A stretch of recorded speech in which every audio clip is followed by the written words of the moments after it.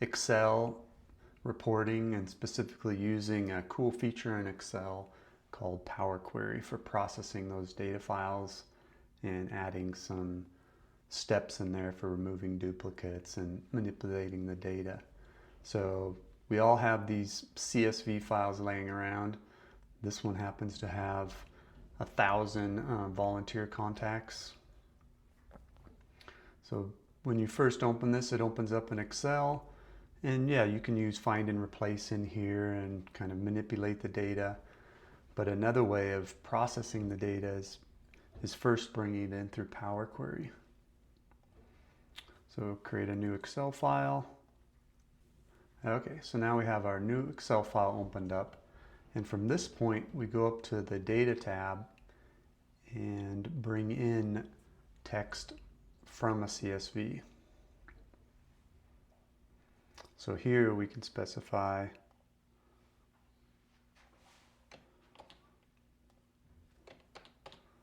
our CSV file with 1,000 volunteers. And it's prompting, giving you a preview of the data set. And if we click transform data, because we want to clean this data up a little bit first. So this brings us right into one of the features of Excel, which is called Power Query. So this is a query of that data file. So if that external CSV file changes, this query in Excel will process the new changes. So from here over on the right, there's some applied steps. So we'll just add one applied step. So a lot of times there's duplicate email. So if we just right click on there and remove duplicates, now you can see our new step of data management is over here on the right. And you can just keep adding up rules over here that is changing the data from that CSV file. Okay, so let's load this now into an Excel sheet. So close and load. So here is our data table. So it's our CSV query, CSV file that has a remove duplicates on it. And over here you can see queries and connections. So if we close that, you can get back to that by under the data and then queries and connections. You can see where this file is coming, where this data is coming from. And from here you can right click it and edit. And this takes you back into Power Query. And then if you click on your first step, you can see this is the CSV file that this query is doing these applied steps on. Okay, so go ahead and close and load. So let's say once we're in here, we want like a quick pivot chart on it. So we could just come up to here, do a pivot. Let's throw in a pivot chart. We want the full data range, and we'll put it on a new worksheet. So let's take that volunteer date, throw that as our row, and our count, let's throw email down here. That's our unique count of people. Okay, so right here you can see it's summarized by year. You can expand that out and it automatically updates the chart. You can double click over here on the dates and it does the same thing. You can keep expanding. So this is our pivot chart. Here's our original data source that came in from Power Query, and we've applied a little bit of reporting on it to get some visualization.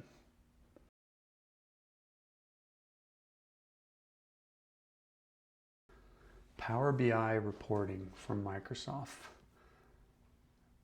So check out the previous reporting on Excel reporting. This builds on top of that using the same data set. So what we have here is 1,000 volunteers. Everybody probably has a ton of these comma separated files laying around. So you can open these files in Excel and take a look at the data. But today we're going to take a look at how to import this data into Power BI and build a column visualization. So go ahead and launch Power BI.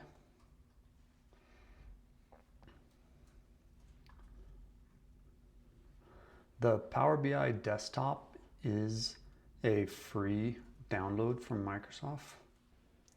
So if you go out to Google and just do Microsoft Power BI download, it's this page right here from the Microsoft site. So right from here, you can download Power BI and get the desktop version. Okay, so in Power BI, we have it launched. So the first thing we're going to do is get data from other sources. So the source we're looking for, there's multiple sources here, but we want the file source, and we're going to be bringing it in from a CSV file. So let's connect to that file source.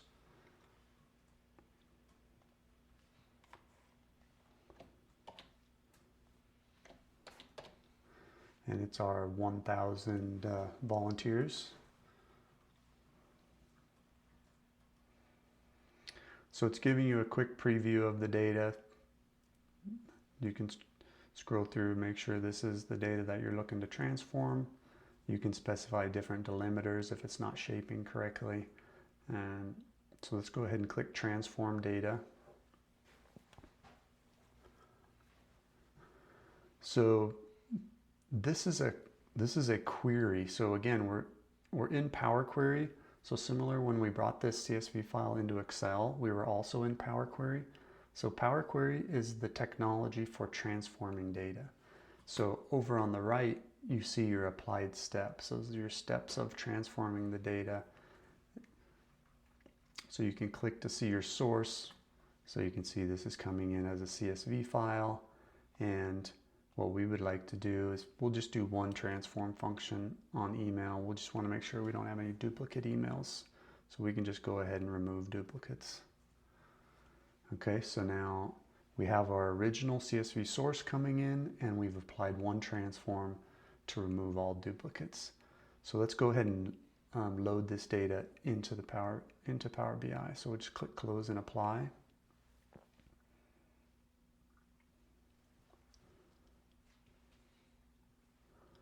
So now we're on the Visualization tab in Power BI. So over here you see we have our data set. So we have our three columns, and then it's already broken the data into a hierarchy by year, quarter, month, and day. It helps with visualizations. But let's say we want to get back to our data source. So the second option over here is Table View, which we can see are just a table representation similar to Excel. And then the next column is, this is if you have multiple queries and you have relationships between them.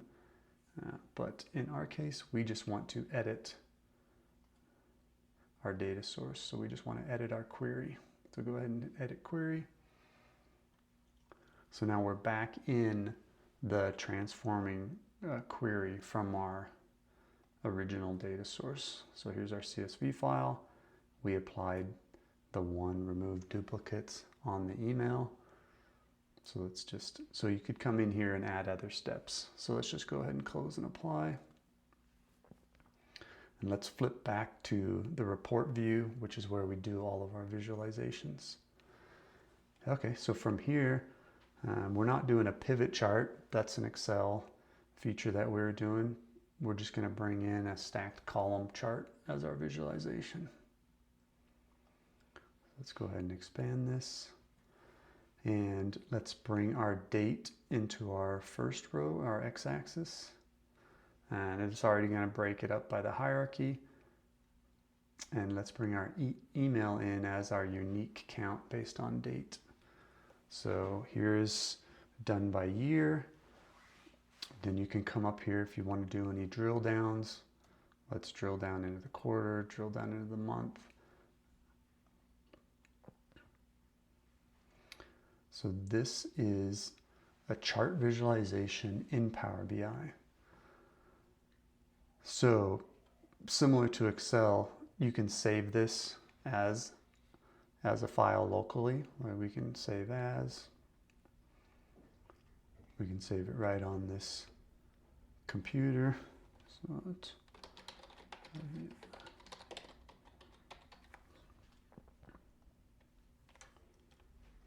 So this is a file similar to Excel that I could just email around to people. I could drop it in Teams, but again, it's a file. It doesn't have sharing built into it.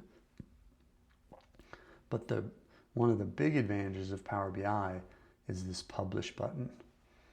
So what publish does is Power BI also has a Power BI service in the cloud. So you can publish this entire visualization and the data up into the Power BI cloud, and now you can invite people to the Power BI cloud for access with a web browser. So you can also send that URL around in email so that you're not sending out the actual physical Power BI file. People are coming in with the web browser. So as you make changes to the model, as you make changes to the visualizations, they're getting those changes in real time. So it's a lot easier to distribute and control permissions than Excel.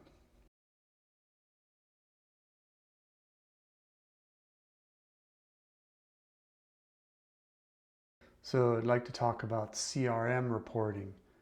Everybody's probably heard of CRMs. You're maybe using them right now, or you're thinking about using them. So CRM, another name for it is, I think the traditional name for it is customer relationship management.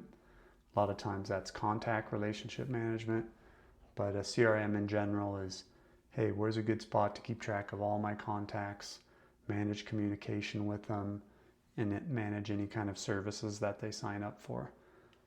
So there's numerous CRMs out there.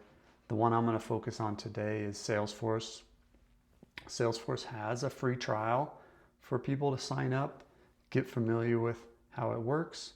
So today I'd like to kind of go through how to use reporting in a CRM, specifically Salesforce Nonprofit Cloud CRM. So as I mentioned, they do have a trial. So if you go out and just search for Salesforce Nonprofit Cloud Trial, if you scroll down a little bit, there's a create a nonprofit cloud trial org. So that's the one you want to go to. And then right here, you want a learning org. So if you click on learning org, and you want to make sure up here it says nonprofit cloud. This one also includes grant making in there, so if that's something you're interested in. But yeah, make sure that it says the nonprofit cloud. Go ahead and fill out the information. Typically, like they said, you get a 30-day trial, but they're usually pretty good about extending that. And we're also a Salesforce consulting partner, so we can help get you some of those more extended trials too, if that 30 days just isn't enough. Another program by Salesforce is the Salesforce Power of Us program. So if you do a search for that,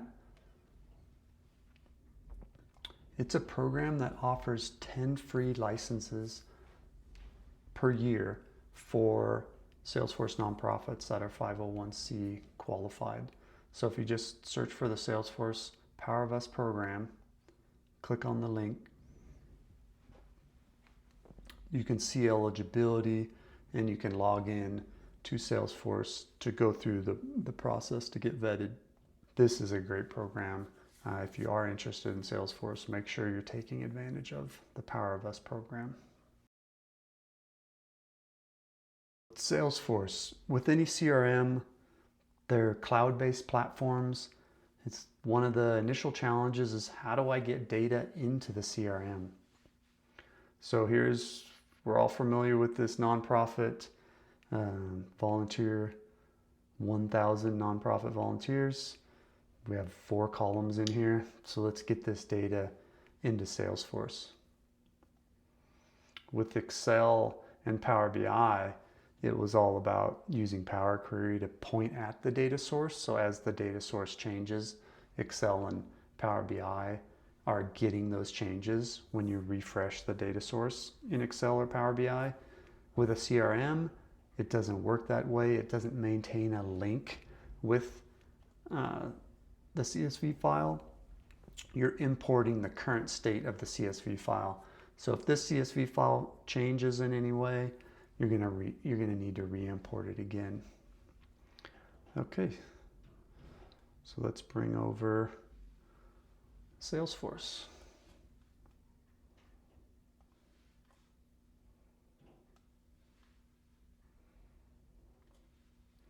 Okay, so I have a sandbox version of Salesforce here for testing, and I have one campaign added. Campaigns are a good way of bringing in imports related to a specific campaign. So I'm going to go ahead and open up this campaign, and a campaign has campaign members. So from this interface is one way of importing data into Salesforce. It's going to import it as contacts, update the contacts so that there's not duplicates, and it's going to associate those contacts to a campaign. I could call this campaign just like import campaign. So go ahead and import the leads. So this opens up the import wizard, and we want to import accounts and contacts, and we're going to go ahead and import new records. You could update existing records. It just uses a key in the file. We could use the email address as the key, or we could do a combination. This is a new and update, also known as upsert. So this one would be, hey, if the email is not already in there, go ahead and add that person. If the email is in the contacts, go ahead and update it. In our situation, we're just adding new records. So we can go ahead and drag in our file, hit next.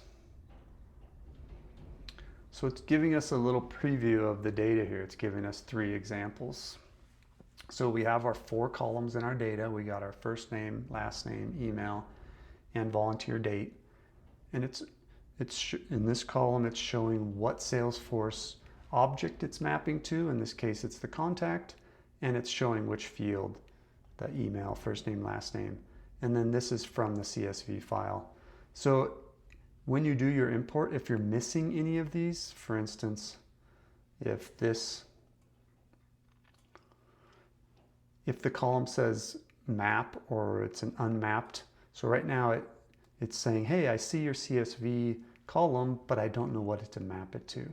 So if you see those, go ahead and just click the map button, and then here you can do search, and let's go ahead and associate it to the contact volunteer date. So now all of our columns are mapped. Then hit next.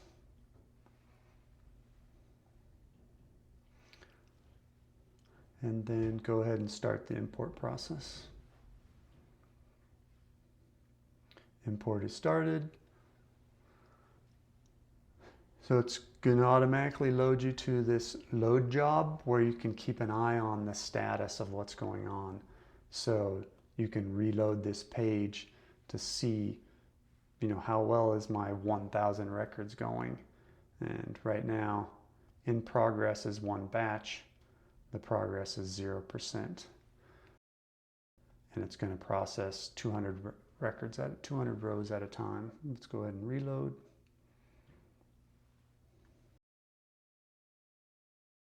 Records processed right here, 1,000. Completed batches 1. Now we look down here, records failed 0. We had 100% success rate. If there were any issues with the importing, maybe something had a date that wasn't correct or some other error in the import process, you would see some record failures here, and you could go ahead and view the results, look through and see, hey, what's going on, and then just re-import those files specifically. So let's go ahead and take a look at our records. Let's pop back to our campaign. Okay, so now here's all of our campaign members that are associated with the campaign, and they were also imported to the system. So similar to Excel and Power BI, let's go ahead and see a column chart of our volunteer history. So in Salesforce, you go to Reports. Let's click New Report.